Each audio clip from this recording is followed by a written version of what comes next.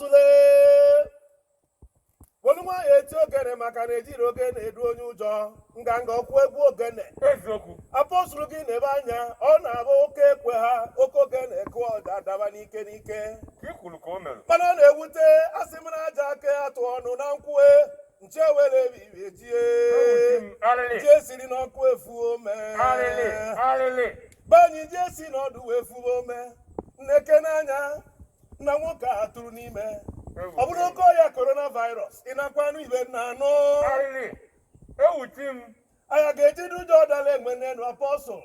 anya ya gba na-eji ụjọ ọdala enwe n'enu maka gịnị onye anyị na-akpọku onye anyị na-efe dị ketegete ọgwọ nnụọ ya ọ na-akụ koro kụọ ya bụ okwu ọ n'ala onwe ya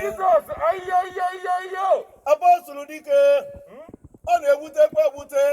n'ime agwala ụmụ mmadụ mebe onye ime ụlọ tika aka mana agwara anyị kwụba aka kwụsịbe ya ike ọkwọ nne